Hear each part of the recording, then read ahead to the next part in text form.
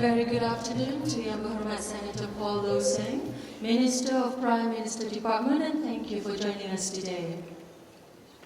Next in our agenda today is on medical ethics, ethics in clinical practice, which is organized by Clinical Ethics Committee and will be chaired by the Chairman of Clinical Ethics Committee for KPJ Healthcare himself. Currently, he is a consultant nephrologist at KPJ Ampang. Ladies and gentlemen, please welcome Dr. Zaki Murad. He will introduce to you his panel member for this session. Dr.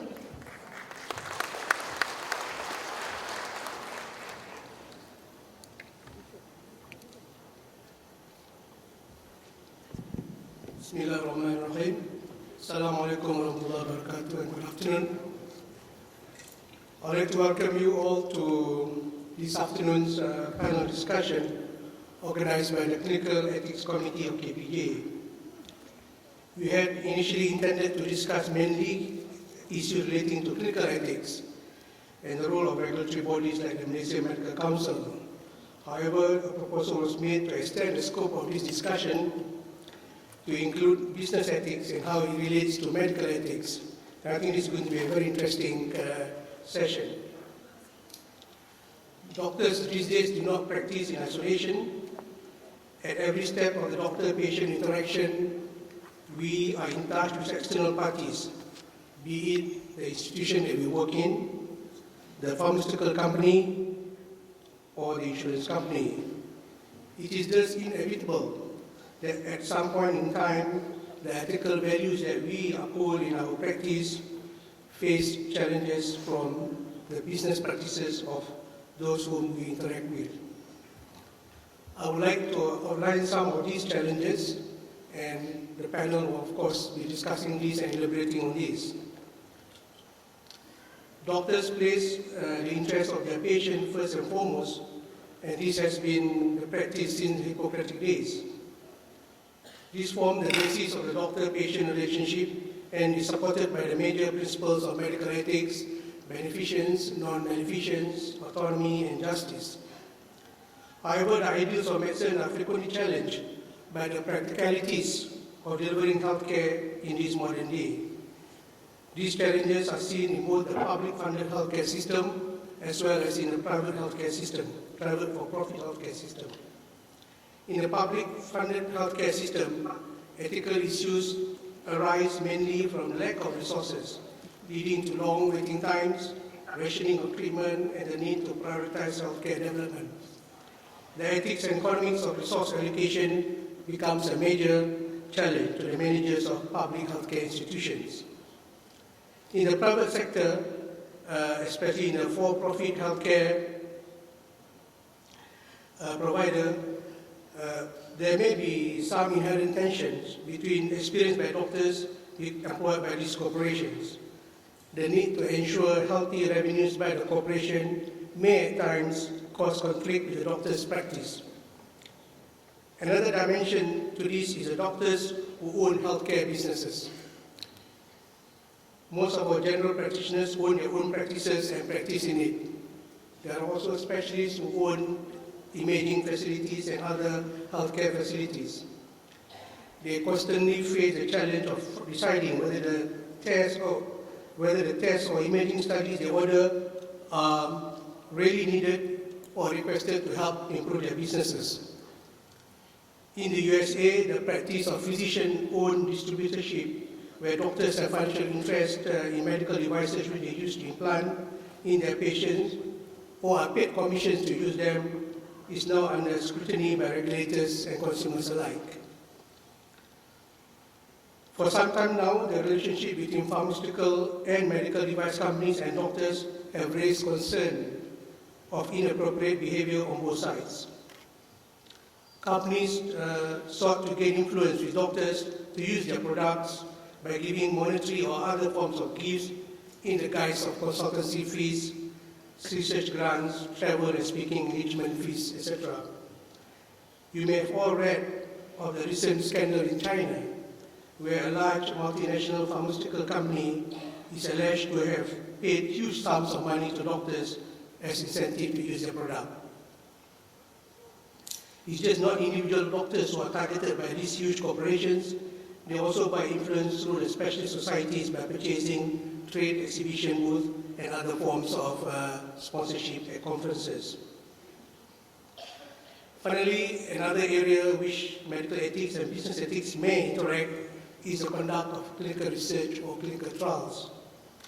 Clinical trials on new products are essential, part of medical development, and the good outcomes in many diseases which we see today are the results of translating clinical trial results into practice. A corporation that has spent hundreds of millions of dollars in drug development is loath to see a negative outcome of a clinical trial of its product. We know of a few drugs that were withdrawn from the market because of failure of the proper documentation by physician investigators of adverse event during the clinical trial. So with that brief overview, ladies and gentlemen, I would now like to invite our moderator, Ms. Feroz Hamid, to come on stage to introduce our distinguished panelists and moderate the discussion. Thank you.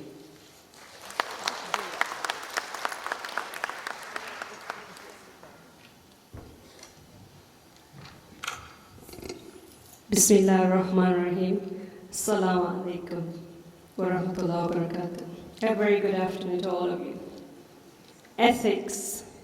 So much has been said, written, debated, talked about. Ministries are set up, governance are built, education modules taught in some fashion, yet we still debate what ethics is, yet we still see failures in every industry. I stand before you today, my name is Feroz Abdul Hamid, not from the medical industry, but I've taken time to speak to professionals from different parts and different walks of life on their take on ethics. And to my surprise, each had their own take on it, and very few converged in what the universality of ethics should really be. Is ethics based on what's legal? Is what's legal ethical? Or is ethics based on what's right? And what is right? By whose standard is what's right? Is it by tradition, by religion, by conscience, by society, or by community ways? So within us, I think there is a challenge of developing a form of universal ethics, and within that, I think, could lie the purpose of why we are all here today. So today's discussion, I have to give a lot of kudos to Dr. Zaki and Datin Padika Satya for extending the topic of clinical ethics beyond just the medical field into even discussing its impact in the whole community of business. Because every industry is a business on its own, be that politics or economics or religion or arts or culture. Everything has a business turn to it. So with that, before I introduce you to my panel today, the format is very simple. There'll be an opening question where all panelists will take no more than 5 minutes to answer, and then there'll be a dialogue-based question, which is interactive. So I urge you to please make time to ask the questions. And we have Dr. Taariq Ramadan all the way from Doha. He's live streamed in, and again, first Dr. Ramadan. And so I'll just take my seat and introduce you to my panelists.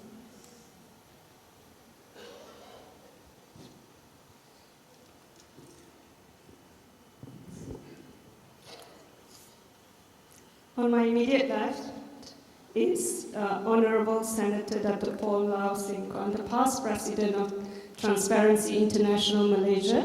He's now with the Prime Minister's Department in charge of governance and integrity. Beside him is one of Malaysia's best product. I think she has given women in Malaysia such great name. She's broken all ceilings that women often say they are barrier by, and that's Datin Bhaduka Sandhya, who built KPJ from what it was to a 1 billion ringgit company today. She was the former managing director of KPJ Healthcare, and she's now the corporate advisor. On her left is Dr. Zaki, who spoke earlier. He's also the head of clinical ethics of KPJ Healthcare. To his left is Prof. Dr. Siva, who used to work with the government of Malaysia hospitals, and he's now with the International Medical University. And to his left is Professor Milton Lam, who is Dr. Milton Lam, who is with the Malaysian Medical Council. Ladies and gentlemen, please. Oh, sorry. And also from Doha, there's Professor Taariq Ramadan, who's with Oxford University. He needs no introduction. I think everybody knows you here in Malaysia, Professor, for all the right reasons, although we sometimes ban your book. But welcome, Salam Sejahtera, and please give our panelists a big round of applause. So really the first question I have is, can clinical ethics be viewed in isolation to business ethics in the medical industry? Is the medical industry an industry on its own, or does it impact all parts of the industry? Dr. Paula, would you like to take this one first? Well, my portfolio is in the government, has to do with transparency, governance, integrity, and of course in the area of human rights as well. First thing is, in any government, whatever things we do, I believe that it is the basic right of every citizen to have access to quality medical attention and care, as well as at reasonable cost. And I was told that in Malaysia, issue of medical attention and cost of medical care is not an issue among the voters, and that's why it's not an issue in election. The other area is, I don't think we can separate medical services from the business ethics side, because today I think we begin to see, unfortunately, maybe, excessive commercialization of medical care, and issue of overcharging, issue of over-prescribing medical services, that whether the patient needs it or not, I think these are issues of great concern. And if I may speak on behalf of the consumer or the patients, I think the patients in Malaysia, I would say that anyone who sees the doctor, most of us will not have enough information to discern what is good or what is bad for us, medically speaking. So we would trust the doctor, I think almost 100% of what we believe that it is good or bad for us. So in a sense, our life, if it is a critical disease, will be in the hands of the doctor. And this trust is given to the doctor, and I believe that the doctor has almost 100% influence on the treatment for the patient. So it's so important that what the doctor prescribes to the patient, I would presume, although it's quite obvious, will be good for the patient and not because of some other commercial interests that exist. I think this is important, and it also has to do in, I believe, the belief of many doctors, the issue of what they believe in their heart in relation to the patient. Unfortunately, I believe that we have lost this issue of relationship with the patient, the issue of compassion, the issue of empathy. So I think it's important for us, for those of us who are giving healthcare service to the patient, to have this moral conscience that should be there, to be like a moral compass for when we treat patients. Fantastic. So can we take a view from the medical side, from Dr. Milton Lam? Would you say moral conscience is what drives the industry, or there is a larger ethics issue within? Well, I think we got to be clear about our definitions. To me, clinical ethics has been there for almost 2 millennia. There's the Hippocratic Oath, there's the prayer, Maimonides, prayer of the Muslim physician, there's Avicenna's code, there's also exhortations amongst the Chinese and Indian physicians. So they've been there a long time. And in the present time, we have the World Medical Association's Code of Professional Conduct, which is replicated in most countries in the world in the form of codes of conduct, professional conduct. And basically, it emphasizes 4 points which Dr. Zaki has already mentioned. 1 is patient autonomy, 2 is beneficence, benefit of the patient, 3 is non-maleficence, no harm, and 4, more recent concept of justice. Now, if you look at the whole picture, you have, consider a wall. A wall is comprised of bricks and some cement and mortar holding the bricks together. The bricks make up the law. You can equate that with the law. And ethics make up the mortar. And if the mortar is insufficient or there isn't, or is of poor quality, then at some point in time, the wall will break. So I think it's that sort of framework that we're looking at. And now I come into business ethics. That is a term that has come into play only in the past 50 years. The motive of business is to make profits.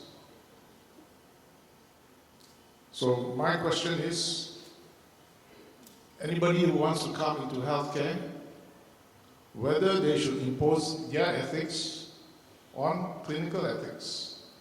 I think it should be the other way around. Anybody who comes to healthcare should play by the clinical ethics of the medical practitioner. Now, again, you use the term industry. When I first started out in medicine, the term medical industry, healthcare industry was non-existent. And I think Prof. Siva and Dr. Zaki also will testify to that. So it has now become an industry. The connotation is very different. So I would put it this way. Are you talking of, when you refer to business ethics, are you talking of profits or are you talking of profiteering? I think we all agree that in business you have to operate in the black. You cannot be a charity organization all the time. But having said that, there is a difference between profits and profiteering. I think YB's point about medicine being, how should I put it, influenced or maybe even sometimes corrupted by the businesses of those other healthcare industries, whether they be pharmaceutical companies, equipment companies, or even doctors themselves. I think there should be a distinction between a doctor who practices as a healer and a professional and a doctor who conducts himself like a businessman. If you ask me personally, the doctor who conducts himself is a businessman, period. Although he may have the DR in front of his name. I shall continue afterwards. Fantastic. Prof. Ramadan, would you have what's your view on the perspective of clinical ethics in the larger fight of universal ethics, which you've been doing a lot of work on currently? Yeah, thank you. Can you hear me? Yes. Clearly. So, thank you for the invitation. I'm sorry not being able to be with you this morning. To answer your question, I think that these are essential questions, and we have to start by saying when it comes to medical ethics, and when it comes to business ethics, and when it comes to anything which has to do with enterprises and profit organizations, that ethics is not a garment. Ethics should be a foundation. It's not something that we add to a practice. It's the very essence of the ends of any practice. And this is where we have a problem. Malaysia is a Muslim majority country, but we are sharing with Christians and with Jewish traditions and Buddhism. A very critical question is, how do we connect for example, rules that we have, and in Islam we have anything which has to do with Islamic law and Islamic jurisprudence, with the ethical concern, meaning by this that the most important questions that are missing in our world today are the question of goals and ends. What do we want to achieve? The Muslims today are dealing with this. We are always talking about a comprehensive approach, but we have a fragmented approach, and the medical science is in one valley, the businesses and enterprises and transnational corporations are in another valley, and we talk about something which is how do we reconcile the two dimensions. So the point here is we have to come to something which is an essential question. And the essential question is to go beyond the narrow vision that we have and to come to what you just said now. When we speak about business, we speak about profit, and we speak about efficiency, and we speak about making money. From an ethical viewpoint, we have even to discuss the very essence of being efficient. What is efficiency? On ethical terms, efficiency is not only to make as much money as you can, but efficiency has to do with two things. Is not to deny the fact that businesses and enterprises should make money, but they should make money while protecting and promoting what is good for humanity. So this should be a foundation. It's not something that we add to the business. It's something which is the vision, the light through which we have to deal with business. And from when it comes to medical science, it's also something which is very essential. Because we don't have only to talk about, ethics and the code of ethics for medical doctors. The 4 principles that you mentioned coming from Bichon and Childress in their book on ethics, when they talk about autonomy, beneficence, non-maleficence, and justice. By the way, these are principles that are contested by many today, and even in the West, not only as something which is universal, but it's also something where in our discussion that we have, for example, in our Center on Medical Ethics, we had a problem, which is what is lacking in the transdisciplinary approach. And the transdisciplinary approach is to connect the knowledges together, is to connect the fields together. If we go only on medical ethics and we promote medical ethics without connecting medical ethics with clinical ethics, and then also business ethics, and then also anything which has to do with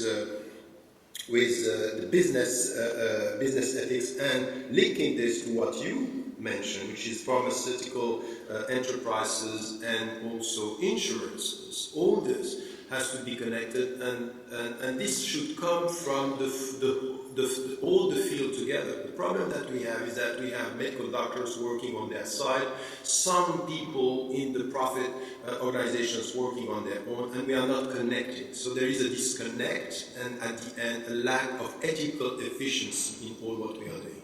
So you have 2 questions, and then let me just come to this.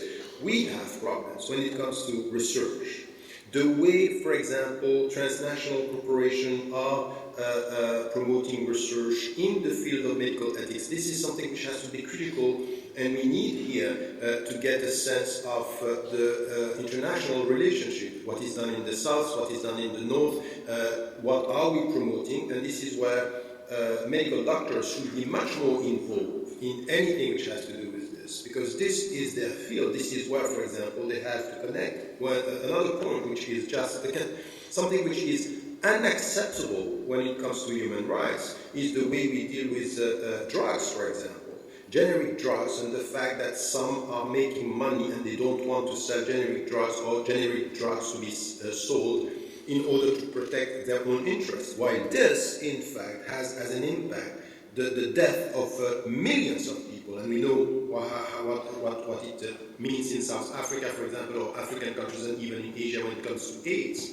I think that this is also a field when it comes to drugs which is important. Last 2 points is, and then also, of course, this has to do with public and private, the public and the private sector. The last one that I wanted to stress is we have now something when it comes to medical practices and what is happening in our hospitals, a pressure that is coming from the economic side, from because medicine and medical sciences are directly connected to money, and they are directly connected to how we deal with the money, even in hospital. For example, when it comes to very simple thing, difficult for a medical doctor, but simple thing when it comes to euthanasia, organ transplant, organ donation, all this is connected with the economic side, because a decision should be taken. In Switzerland, when I'm a Swiss citizen, we had to say that the medical doctor that he's saying to the relative that the patient is dead should not be the same as the one who is going to ask for the organs. Why? Because there is a conflict of interest. In economic terms as well, because you have to take a decision.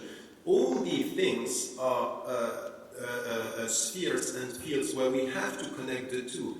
And from a Muslim perspective, I would say that we are very far from providing the right answers. We are as disconnected from all these fields as the field themselves. So I think that the picture should be yes to your first question, and second, obviously there should be a reform in anything which has to do with the businesses and transnational corporations when it comes to applied ethics.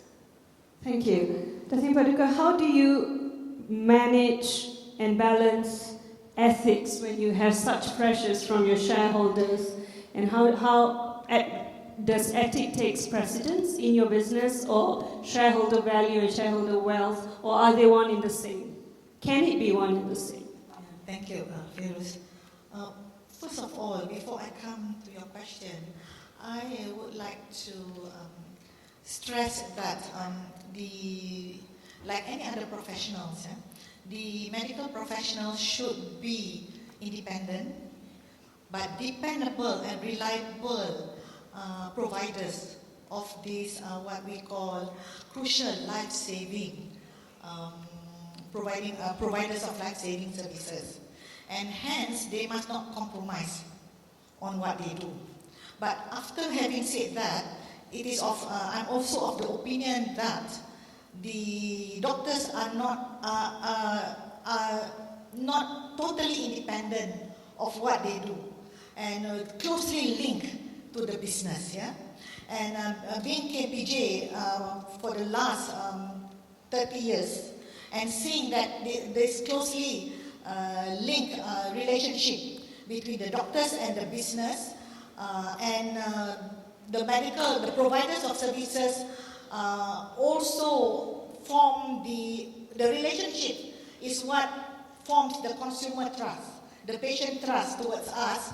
So hence KPJ has developed what we call from the very beginning, before you hear about the jargon of governance and all, we were talking about medical bylaws. We were talking about some rules and regulation in KPJ from those days. So we have been developing that for some time. And that has proceeded after KPJ were listed. You are not only subjected to the requirement of the listing, or you call it listing requirement or corporate governance of the authorities, but we continue to look into the clinical ethics. Yeah? We want to have a balance,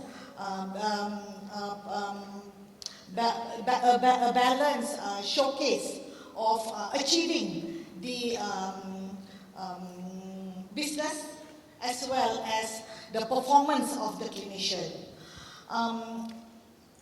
From the track record, to answer your question, KPJ subscribe or is an advocate of both. However, if there is a clash of these two, it has been our track record to make sure that the ethics, the clinical ethics, the medical ethics stay. And we have done many. In fact, if I could say, in my tenure as the managing director and with the support of the board, we have shown the door to our doctor that did not follow the medical ethics.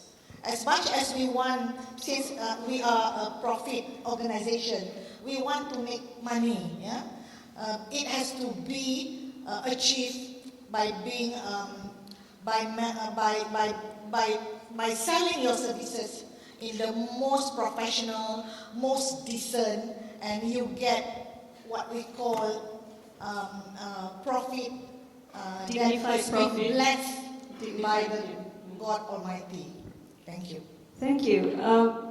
Prof. Siva, you now teach, and having gone through the service and you now teach, is this whole notion of ethics an elusive thing? That can you teach ethics, and how do you integrate the varying stakeholder needs into a universal ethical basis? Thank you very much for that very important question. I think teaching bioethics, now it's termed bioethics rather than ethics, especially in our field, is something that has been contentious. It's a contentious subject. Many people feel that you can't teach ethics because ethics should be taught at home. By the time they come into medical school, they should be ethical people who are admitted into a profession, basically. So we have a huge problem trying to teach ethics if they have not gone through that Is there a subject on ethics even?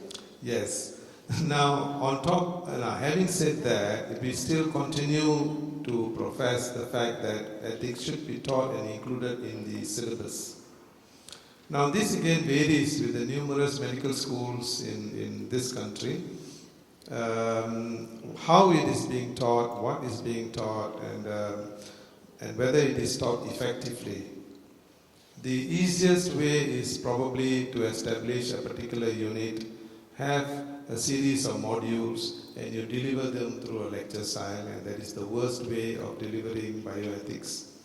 Because probably you will get 40% attendance, and the rest of them probably will feel it is not important.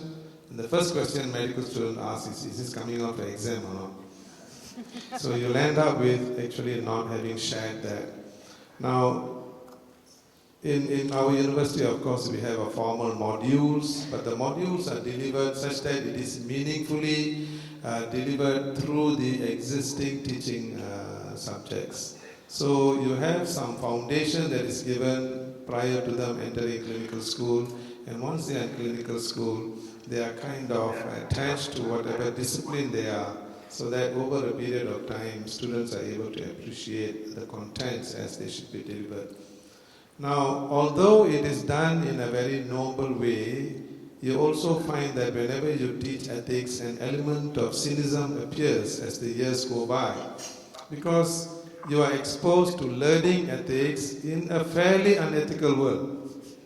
Because the practice that goes on in our context in Malaysia is not the most ideal to actually learn ethics. I think this is of concern to us. How do we address patients? How do we discharge patients? How do you engage with your colleagues?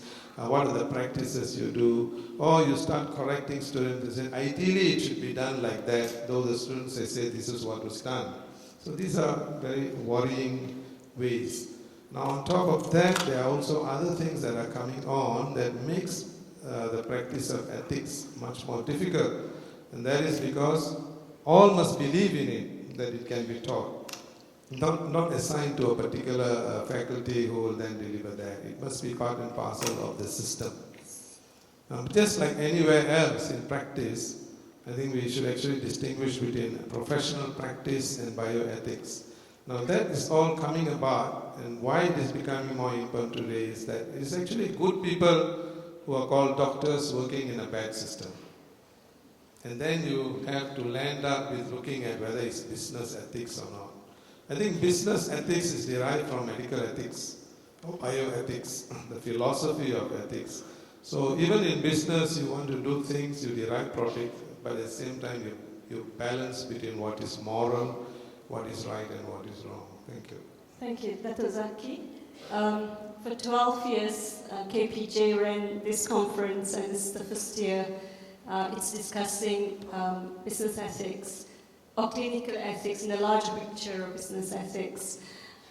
Your take on this extension and this, definitely transforming KPJ into new heights, definitely, with this new view, but your take really on can clinical ethics be viewed in isolation in this time and age, or has it been viewed in isolation?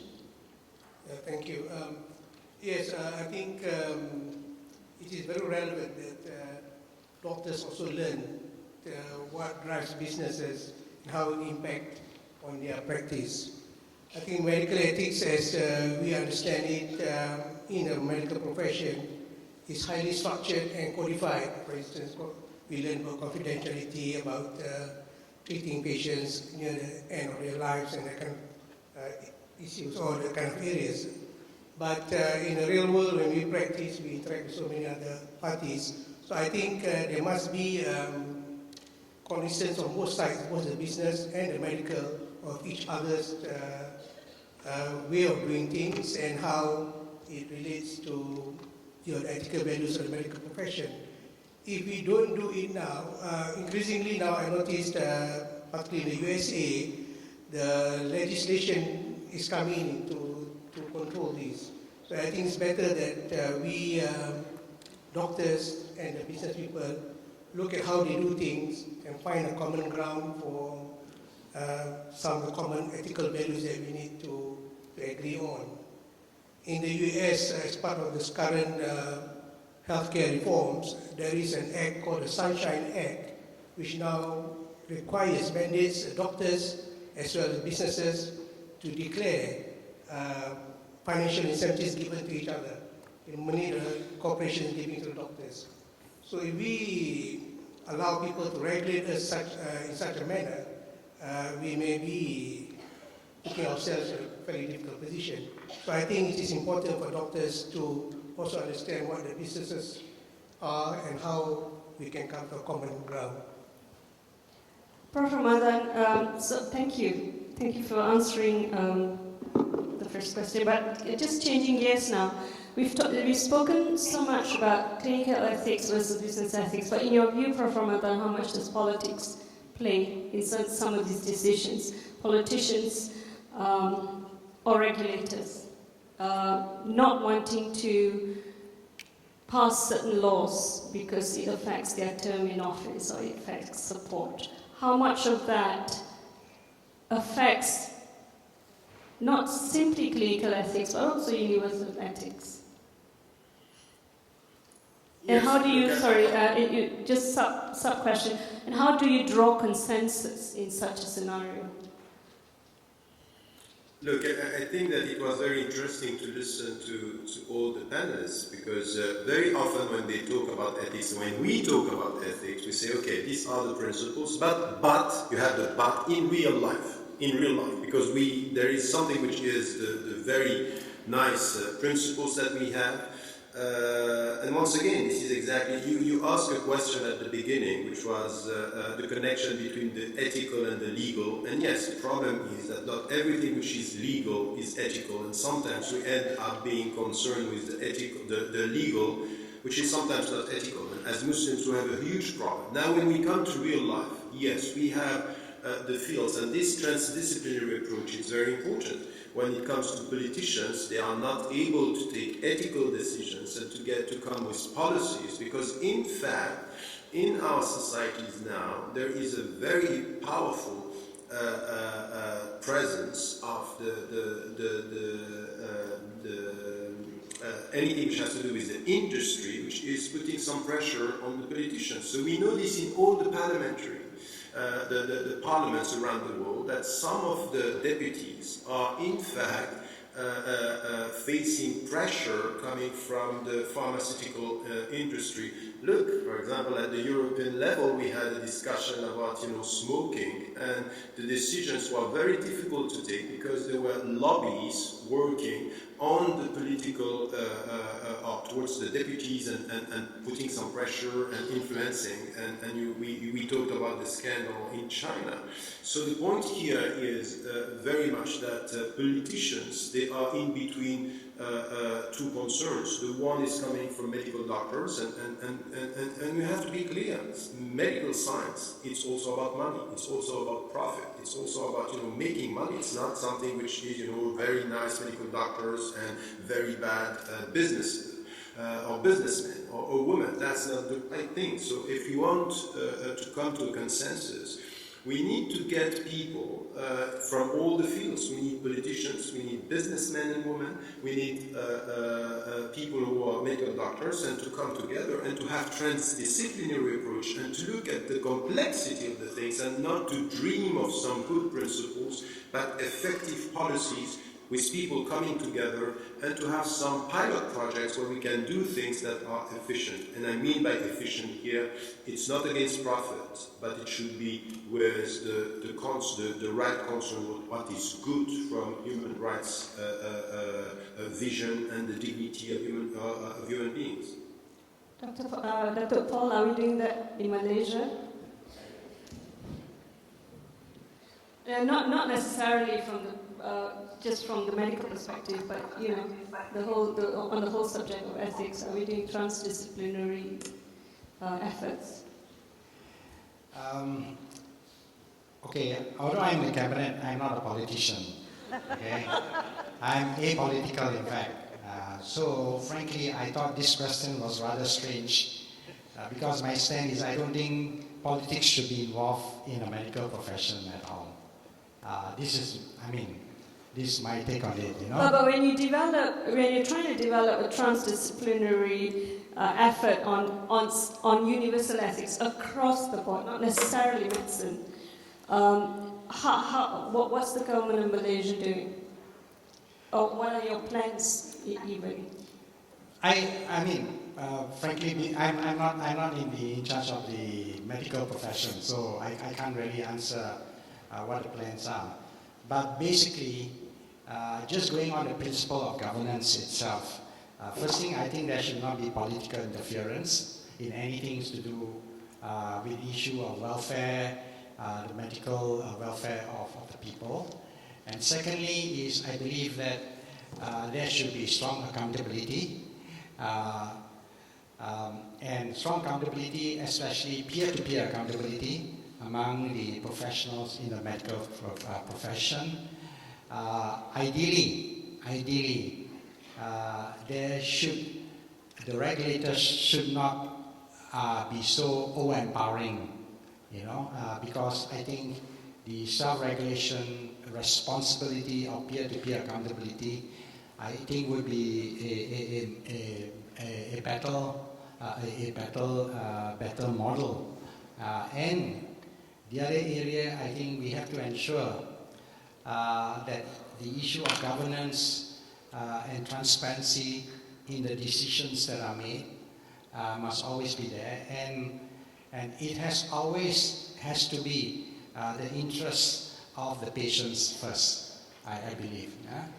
And finally, I think also we have to guard against lobbyists, especially in the area of dealing with the pharmaceutical industry, because as much as, yes, we want to ensure that research are done, drugs are there, but in the area of introducing drugs before it has been properly tested, or favoring one brand or one drugs over the other just because for political reasons or for political connection, or just because some drug company, for some reasons, is able to give more political financing to certain parties and all that. I think all this should be avoided. And the bottom line is we have to make sure that the integrity is intact. But I think this is really a question to both Dr. Nurtulam and Dr. Zaki, really, because both of you are in MMC.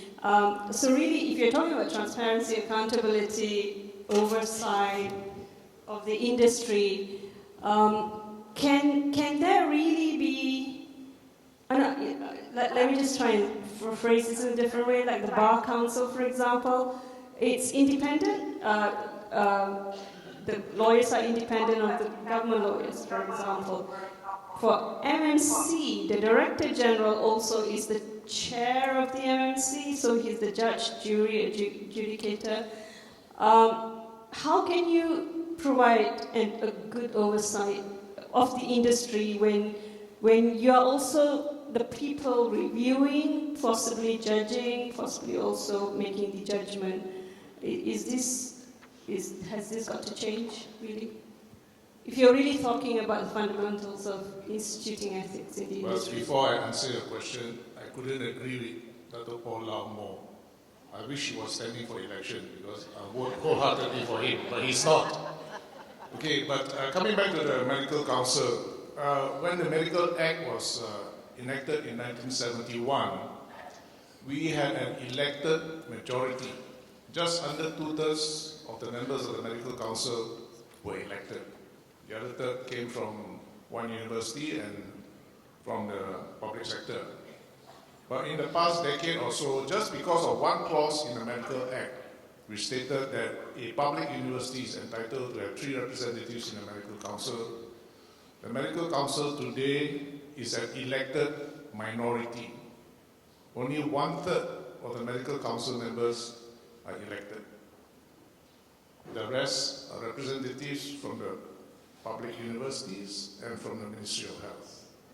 When the Medical Act amendments were first conceived in 1995, and it took 17 years before it reached Parliament, 2012, mind you, the elected members had wanted an elected president instead of the Director General of Health being the president.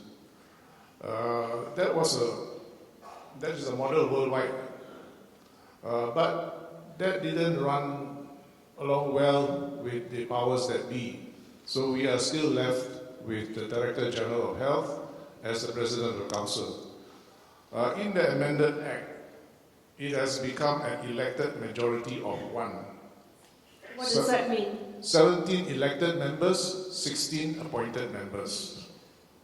Unlike other medical councils, where the composition is very different from what we have, we also, the elected members, also wanted lay members in the medical council. But the furthest that we could get was 2 lay members out of 9 to sit in a disciplinary inquiry. So there are still no lay members in the medical council. I think it's only fair that the patient, in terms of lay members, be represented, this is a personal view, in the medical council. At the end of the day, all of us are potential patients. Dr. Zaki? I just wanted to, the second part of your question about the role of medical council with the industries and so on. The medical council's purview is only on doctors. It has no purview about medical industries.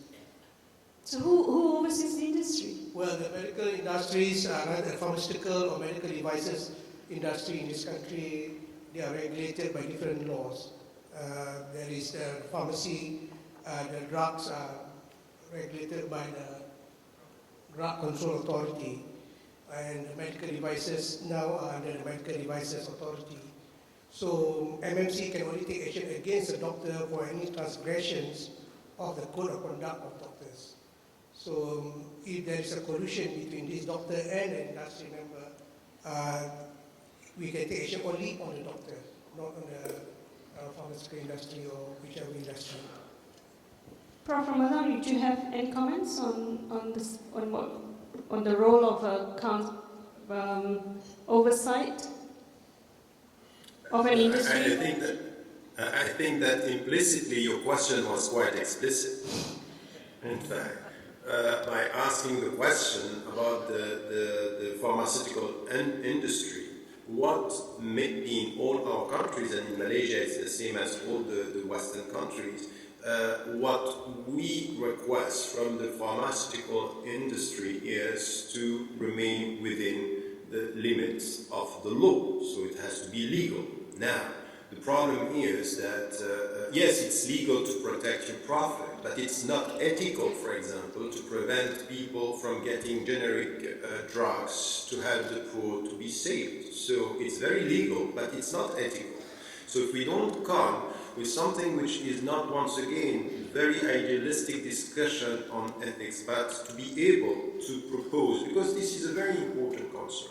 We can't work against profit or only be generous and talk about compassion and generosity and solidarity and transparency to the pharmaceutical industry if we don't respect and understand that these are industries and enterprises that are trying to get money. It's all about profit. So how do we reconcile their concern about profit and our concern and common concern, universal concern about ethics? And this is where we need the political will and we need political discussion, and this is where we need also the citizens not to be passive observers, but people who are engaged in the whole discussion. And as I said, it has to be a transversal, interdisciplinary approach, and we should question the ethical dimension of what the pharmaceutical industry is doing, and not only to know if it's legal or not.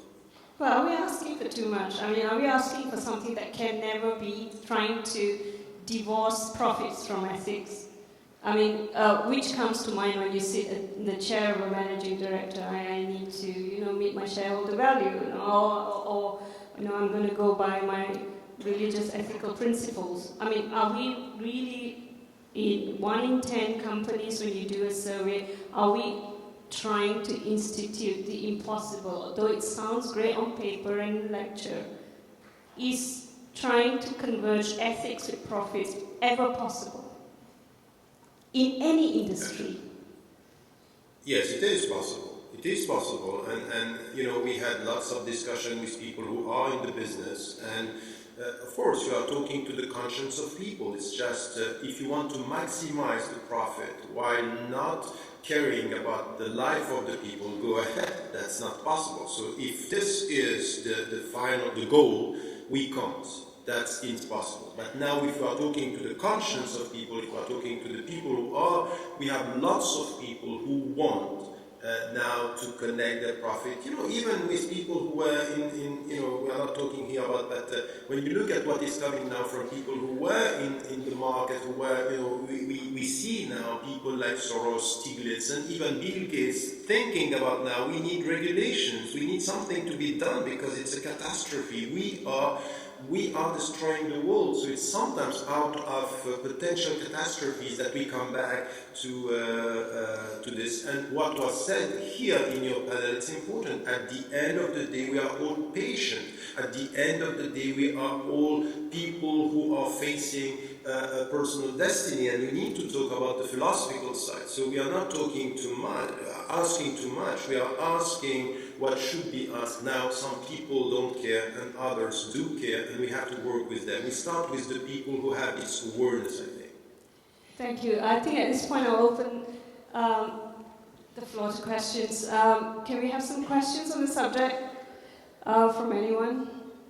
You can just state your name and your organization and keep your questions short and to the point.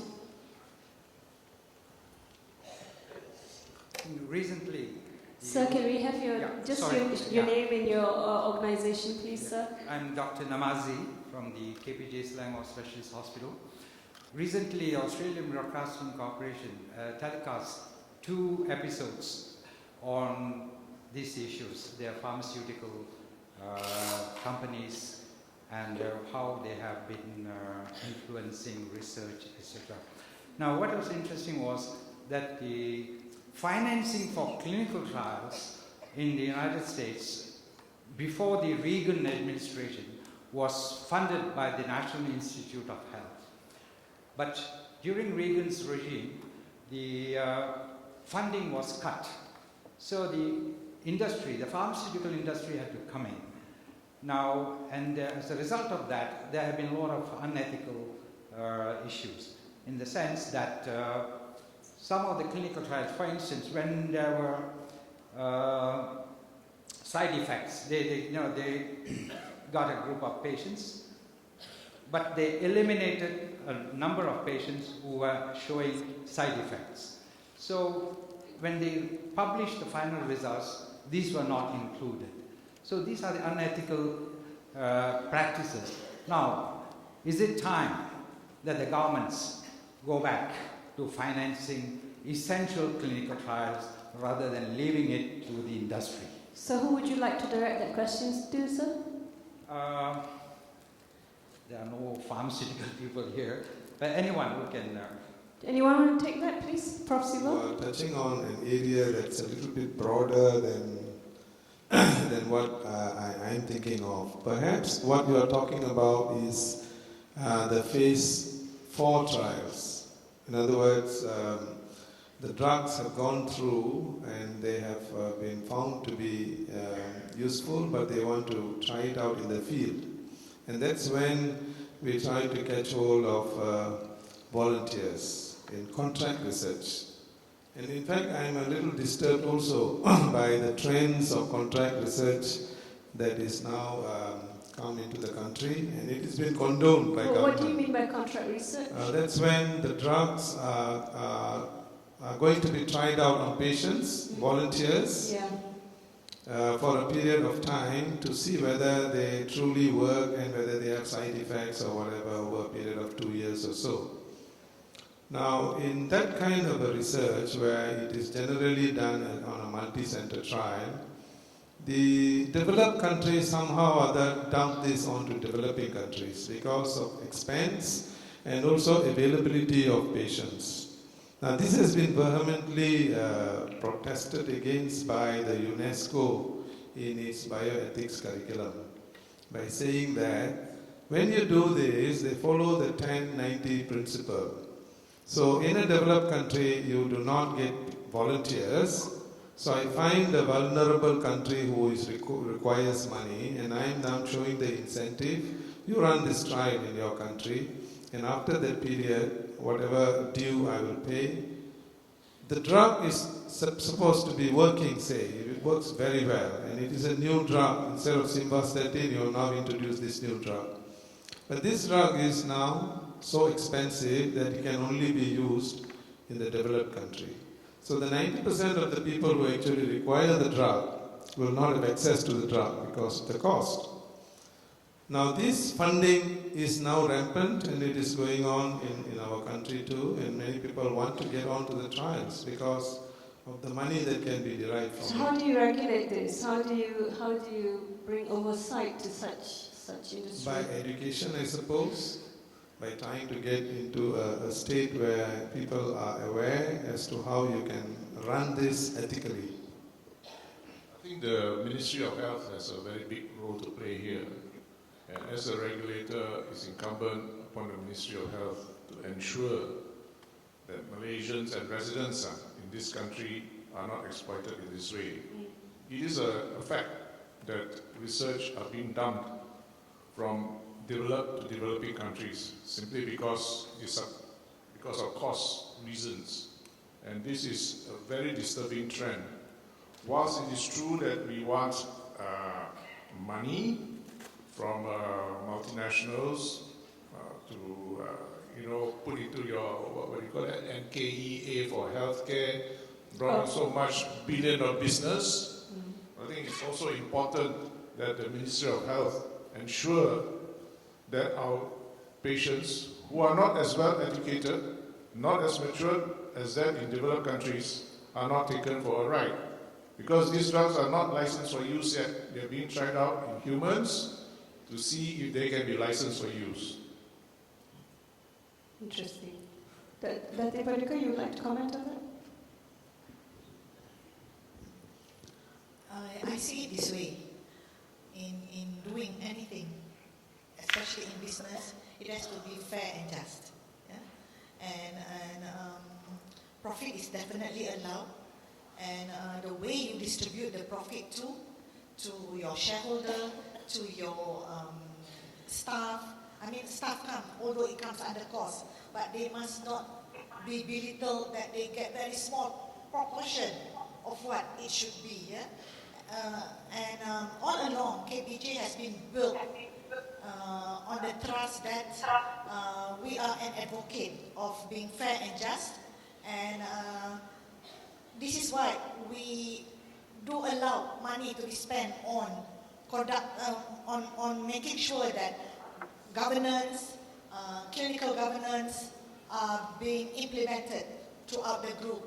And this is also why the conference is being held, yeah? To make sure that we continuously remind ourselves, both clinician, the other allied professional, and the business team, management team that are leading, yeah, KPJ, and we want to showcase that this is what we are doing, yeah. So by doing it as according to the business ethic, I think we want to reap as much profit as possible. And the other thing is we also do not forget our CSR. Yeah.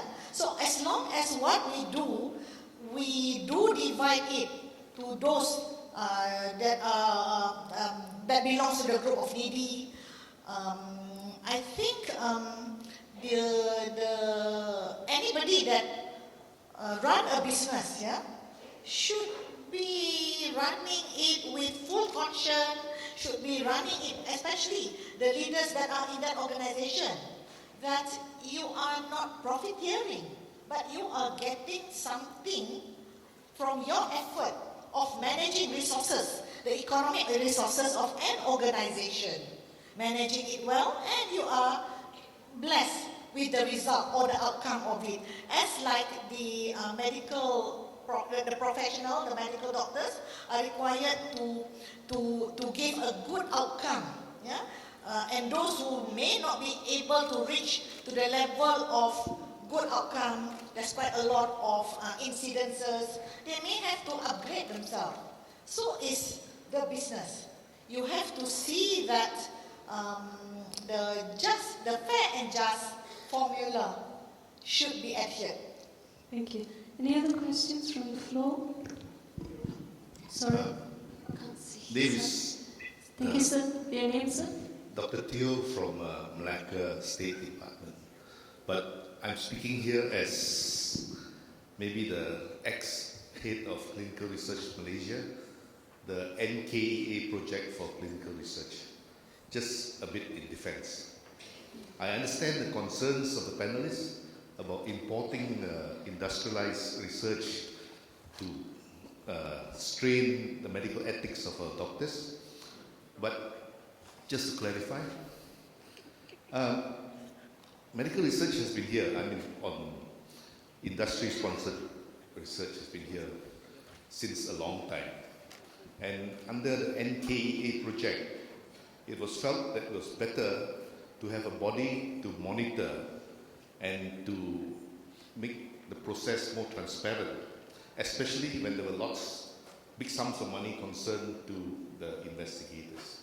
The main objective of the project was actually to increase or get the capacity of our doctors to do research and hence to be able to publish their work. It was figured out by Clinical Research Center that the best way to do this was to get involved in ISP, industry-sponsored research. And So the question, sir? no, my question is a comment on clinical research and ethics. Oh, okay. So, and okay. there was a question raised about the value of the NKA project in bringing clinical research, both by Prof. Siva and Dr. Milton Lam. Okay, thanks. So I'm just trying to reply to that. Okay. So if there isn't a question, the comments we'll keep it short. Okay. Because then we'll need to I give just others. adding now 2 more points. The other 2 points are that the access to medicines are increased by bringing in this research. Second is with the increasing targeting or individualization of drugs, we have to work out what works in Malaysians, ethnicity, and also by genetic makeup. That's my comment. Thank you. Thank you very much. Any more questions from the floor? Thank you. I'd like to, Nick Zephyrs with the American Malaysian Chamber of Commerce. I'd like to congratulate KPJ Healthcare on having a clinical ethics committee. I think that's outstanding. I used to be on the board of a bank, and generally boards here are required, amongst the many committees they have to have, is an ethics committee to provide some focus on the subject and to make sure that practices are adhering to conventional ethical practices.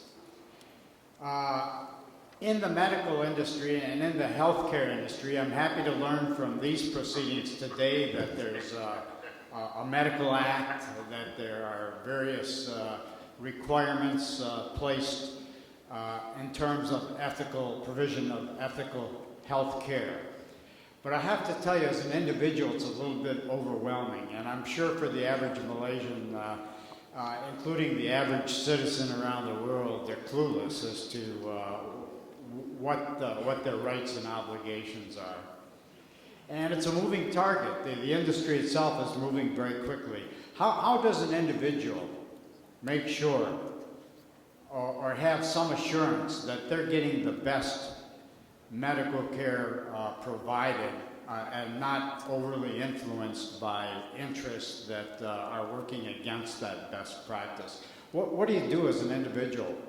Dr. Zaki? Well, it's quite a difficult question in a way. How do you know that you're getting the best care?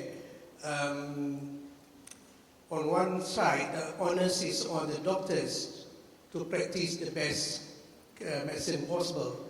And institutions like KPJ and many other institutions encourage the doctors to follow good clinical practice guidelines, CPG, clinical practice guidelines.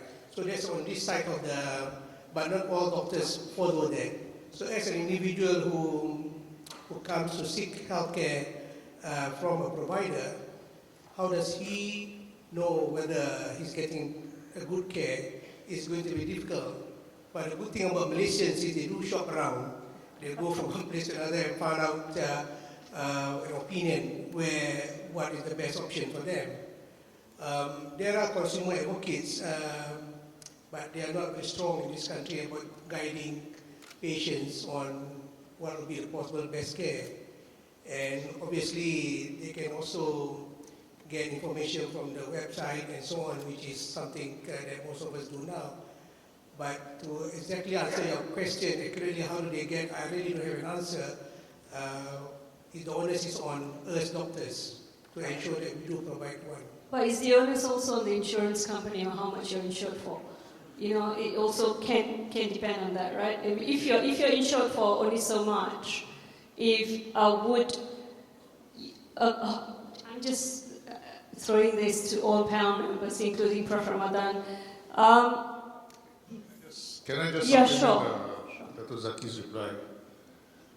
I think you should ask the doctor for his results, particularly if you are going for a procedure. The medical council under Dr. Zaki's influence is coming up with some means of measuring performances.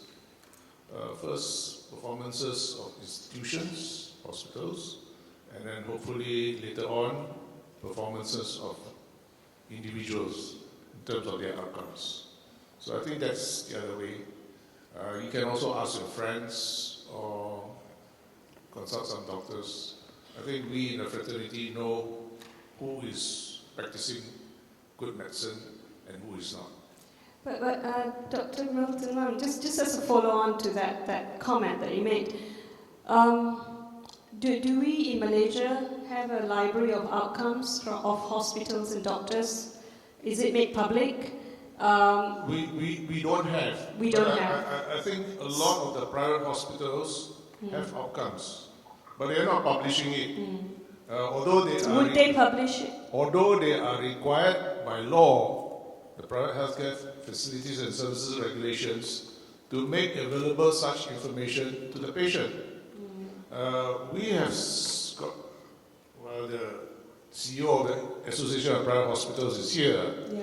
They have agreed to make available this information to their patients, but on an individual basis. When in fact, they should be making this information on the website or whatever, you know, so that people know. The surgeons in the United Kingdom are having their own personal outcomes data published on the website.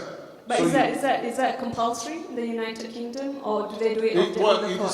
it is voluntary. Voluntary. But because most of the doctors in that particular specialty are involved, then the outliers stand out like a sore thumb.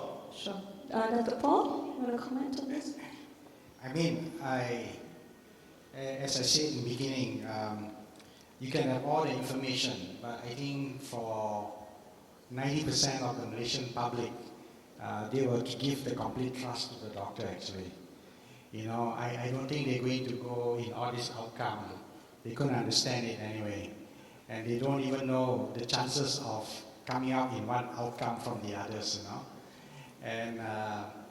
And he will say, ultimately, you are the doctor, that's why I'm paying you, so can you decide for me, you know? So at the end, the bottom line is going to be this: what is the level of integrity of the medical practitioner? You know, ultimately it boils down to his own integrity. And I would define integrity like this: is that you do the right thing all the time. And in this case, you do the right thing for the interest of the patients, not for your own self. I think that's important. And you do the right thing regardless of the circumstances, even though it's a cost to you. By this I mean that if you can't treat that patient because you don't have the skill sets, you don't have the equipment or whatever, then you should recommend to another doctor. Even you lose that patient to the other doctor, because at the end you want to see that what is available to that patient, you know. And of course, then the issue of disclosure, because as I say that there is need to have a relationship between the patients. And I do understand doctors are very busy people. I don't think they want to listen. The last thing they want is to listen to the debate between themselves and the patient. But I think it's the duty, doctors are duty bound to tell the truth to the patient and at least give them some idea of a wise decision that they should make and the risk involved. I think that's as much as you can do. But asking the patient to look at research data or outcome, I think in Malaysian conditions is extremely difficult. Yeah. You wanted to comment as well, Prof. Stephen? I think I wanted to add on to what has already been said with regards to looking for best practice. One of the ways, perhaps so unique in our context of private hospitals where each is a contract doctor, you don't have a group of people working together, so you interact and then perhaps come up with a better practice. But having said that, perhaps the organization itself could insist on a clinical pathway so that all of us would have followed a similar way. And then you build into that a system of auditing your processes and outcomes.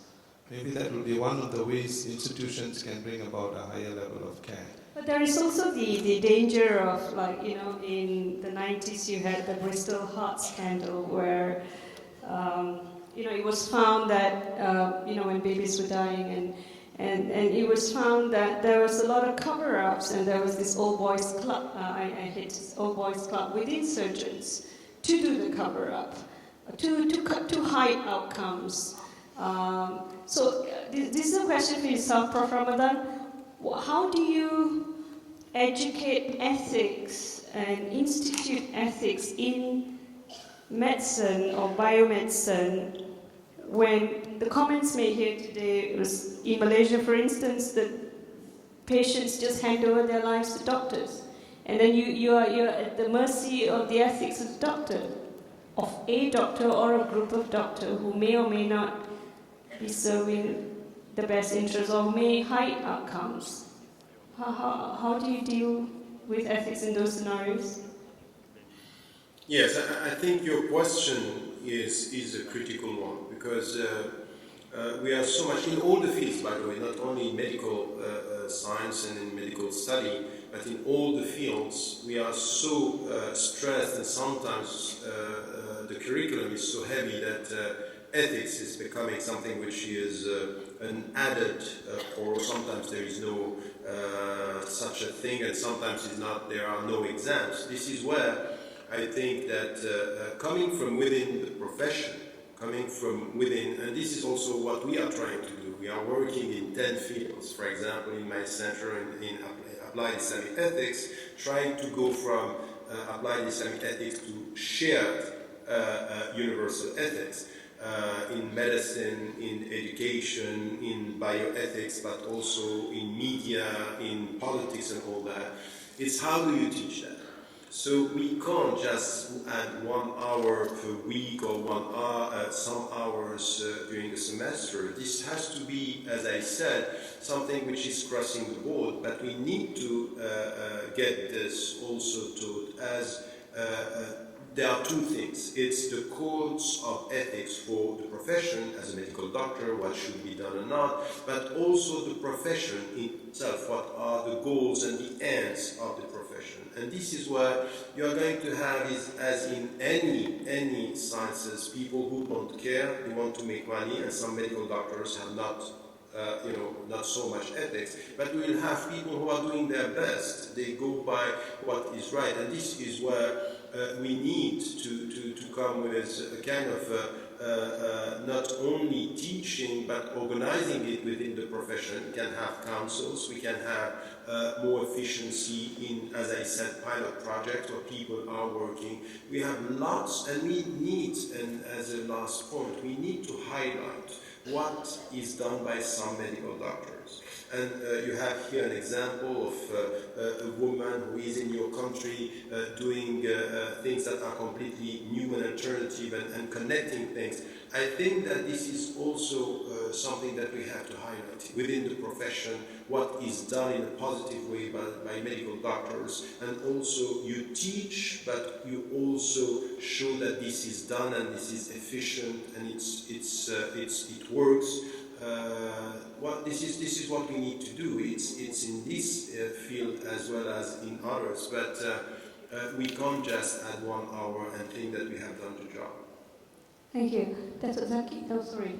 If I may add, I just would like to put it, this is why in KPJ, year by year we are strengthening our clinical governance. We monitor very closely mortality rates. We may monitor sentinel events. We monitor quite a lot of all what is happening with our doctors and our patients as much as possible. And I strongly believe more than 80% of the doctors are ethical, are doing as what they are supposed to do in any business or in any organization. There may be recalcitrant. Yeah?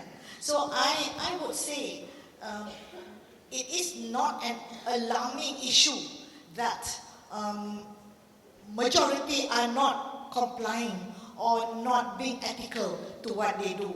Otherwise, for KPJ Group, we may not be able to reach to this level as what we are. So, keep reminding, firmly believe that humans here are trying to do good, and all the doctors have taken the Hippocratic oath to do no harm to patient. It may happen, and this is the concern, especially when I go for international conferences in healthcare. We should be moving from facility-centered, from doctor-centered to more patient-centered, and allow patient to have their voices being listened to. So if we are not to going for a reform, but changing or moving or going gradually to see what is being sought after by patient, although sometimes alarming statistics of death, yeah, in the industry, but it should be in the long term manageable. And as I said, keep reminding that we must always, our existence is to do good to those people that are around us. Sure. Dr. Zaki, you want to comment? Yeah, thank you. I just want to add that it is very important doctors take their responsibility seriously. I think it's not always business that cause problems. They tend to blame businesses sometimes for these type of problems. But if you look at the latest scandal in UK, the Mid Staffordshire Health Trust, where there are there are a number of deaths, unnecessary deaths, and a lot of other mishaps happening in the hospital, and that caused the UK government to set up a commission inquiry to look into that problem. So again, there was a lack of sense of responsibility of not just doctors but all the other hospital staff. So I think when you're looking for good health care, I think the onus is always on the provider to ensure that he provides one. Thank you.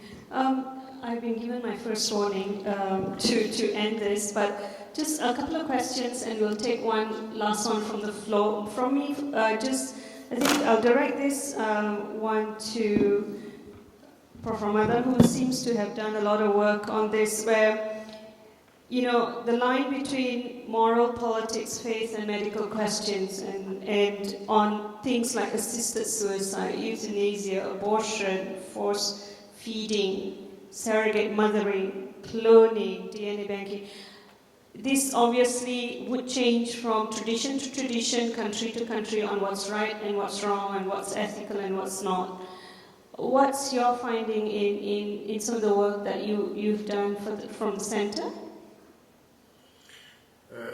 Look, we are working on this, on many of these fields, and this is why this is critical, because you know, the problem that we have with our contemporary sciences, and it's the case everywhere in the West and in the South, in Muslim majority countries as well as in others, is that we have a so fragmented way of dealing with these issues that we can come with some ethical or perceived as ethical values as to the part of the question, but missing the point on the whole issue. When it comes, for example, you know, from an Islamic perspective, we don't have a problem with passive euthanasia. This has been done by the scholars. We talk about end of life. We talk about organ transplant and organ donations. All this is done, but very often the scholars are talking about a very narrow question, an ethical question when it comes to organ transplant or organ donation, not taking into account the connection between this practice and the economic life, where you have pressure put on hospitals sometimes to end some care because it costs money, it's expensive. So you can't just come with, oh, we are updated because we have, you know, ethical, Islamic applied ethics on one specific issue, and forget that if you don't take into account the way we deal with the poor, the way we deal with the medical, you know, the hospitals are dealing with the patients, if we don't have a comprehensive approach. So this is where I think that we need to work together, and they are, as it was said, we need to remain positive but realistic, not to be naive. The worst that we can do coming with ethics is to be naive and to think that with good intentions we'll change the world. Now we have to look at practices, we have to look at what the people are doing, and to come to linking these dimensions, because many of our Muslim scholars, for example, are completely out of the complexity of the discussion, because they come with legal opinions on the details and missing the point on the comprehensive approach. Thank you. Anyone on the panel? Dr. Zaki, want to take? No? Should we have one last question from the floor before we do a wrap up, please?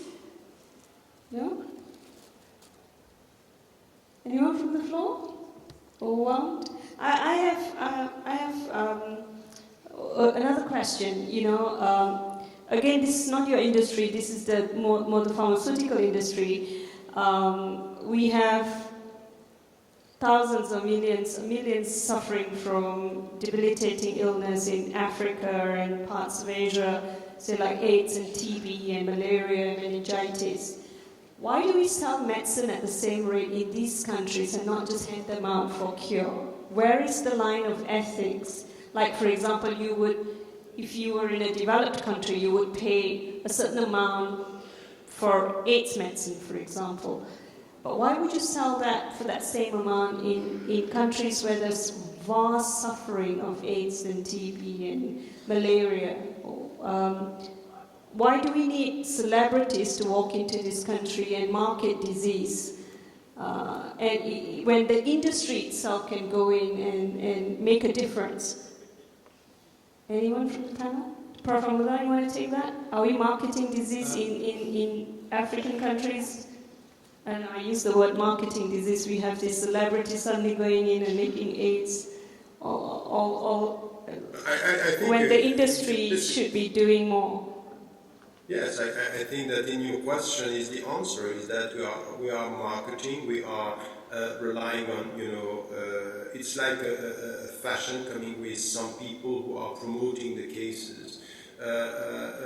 In our world today, unfortunately, sometimes we have to do with ethics what we do with fashion, is that we have to advertise and we try to have big names and something which has to do with the visibility. So we need to do that. I think it's a question, ethics has to do with communication, but at the same time, as you are pointing out, to political will and political decisions. Now, you know how politicians works, and they are mainly, thinking about the next elections and not about the long-run ethical issues. And this is where education was referred to. Long-run strategies that are needed on the ground. So we need to have many strategies and many ways and not neglect one. But sometimes we have to do that. Thank you, Dr. Milton. I don't speak for the pharmaceutical industry, I'm a medical doctor. But if you look at the research from the big pharmaceutical companies, they are always on non-communicable diseases which are prevalent in the advanced economies. Spend very little research on diseases that are more prevalent in the poor countries of the world. And the answer to that is simple: profits. Dr. Paula, you want to be the last one to close on the subject before I ask my closing question?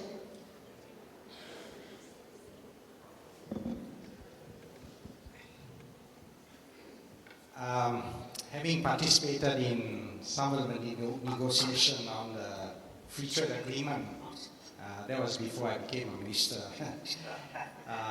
And this issue of drugs, the availability of drugs and the pricing is an issue in many, especially in the free trade agreement. It's an issue of it's a commercial issue. The pharmaceutical company says that they have put in quite a lot of money to do the research, so that it's just appropriate. They need to get the return back, But of course, then the issue whether affordability of drugs is another issue. They say that, if we send it to another country, we expect the patents to be protected, and if you can't have that pay the same price, maybe there should be a subsidy or something, by the government. Or, on the other extent, maybe you should extend the life of the patent, So these are issues that are commercial, and I'm not sure how we resolve it. In fact, this is why some areas of the free trade agreement are being held up, actually, purely for this reason. But since this is going to be my final remark, if I may say, I know I'm talking to a lot of doctors, but I don't hear about preventive medicine. whether doctors are keen in encouraging preventive medicine or not. Very keen. If people get more healthy, of course, they don't see you as much. Right? So, but I think the area of preventive medicine maybe should also take place there. You know, Sure. how you advise the patient not to fall sick or to prevent the illness. That's the other way. I think this is also an ethical issue, you know, that needs to be dealt with. Yeah.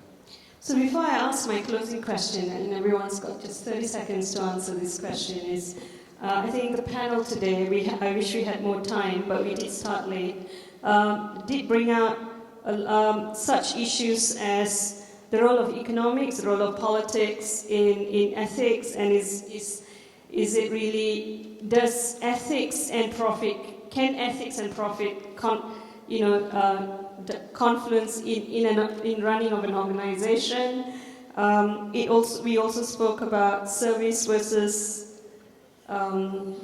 best service versus keeping to targets, or what we call KPIs.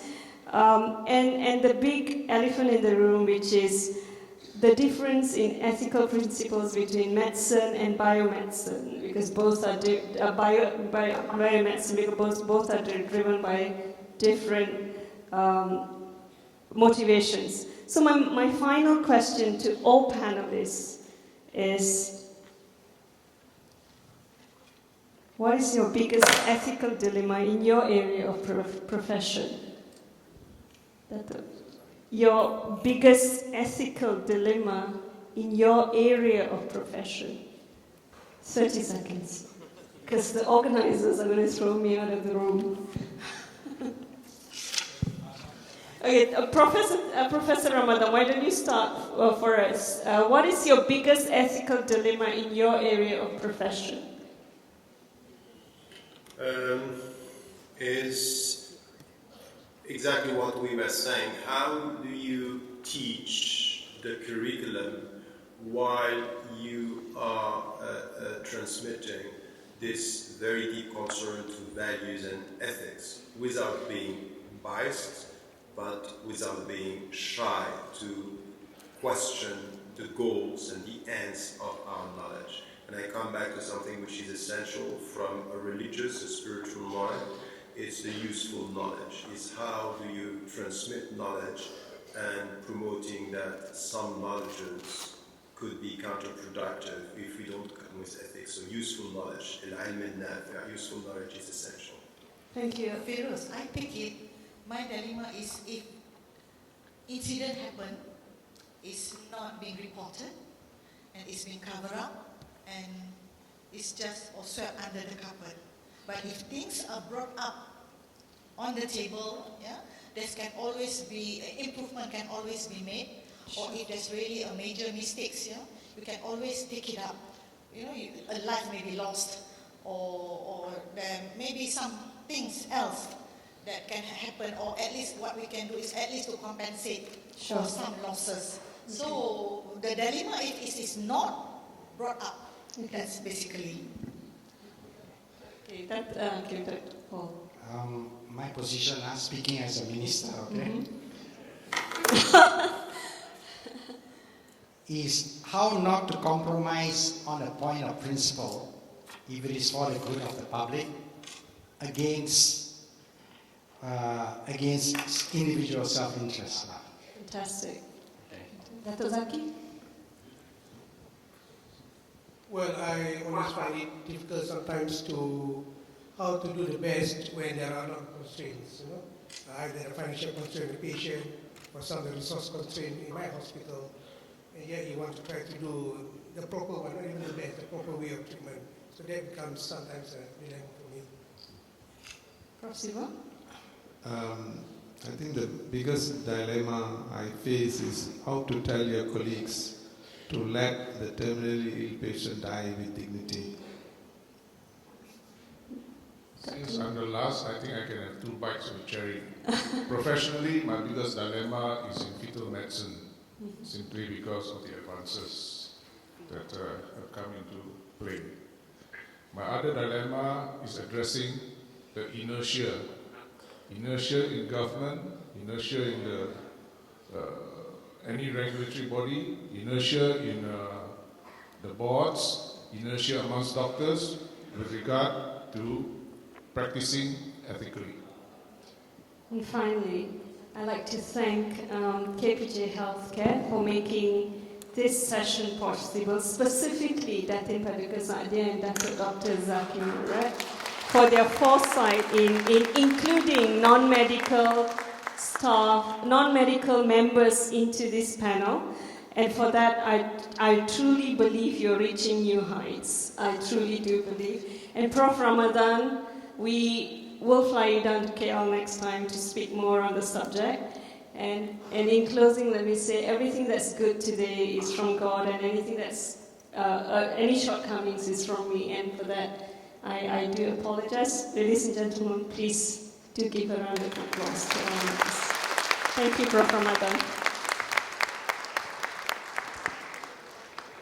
Thank you, Dato', for joining the session, and also thank you to our moderator and speakers. The panel, please accept our tokens of appreciation from Dr. Zaki Murat.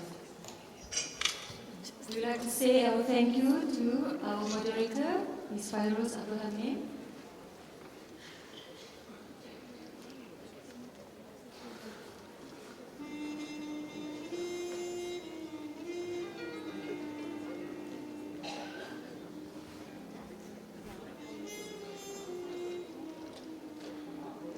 Our thank you to Yang Berhormat Senator Dato' Paul Loh Seng.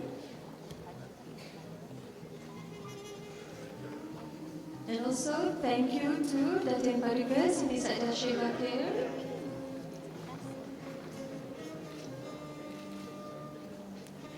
Thank you to Professor Dr. Sivalingam.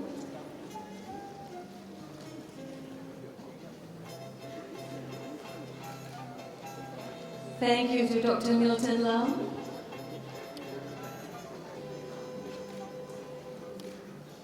Last but not least, thank you to our moderator, Ms. Fairuz Abdul Hamid.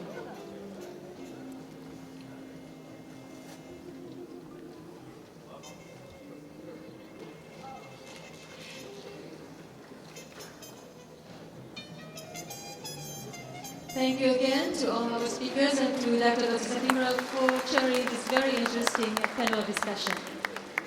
Ladies and gentlemen, we will break for tea now and will reconvene in 20 minutes. The refreshment is being served here for you. Thank you again.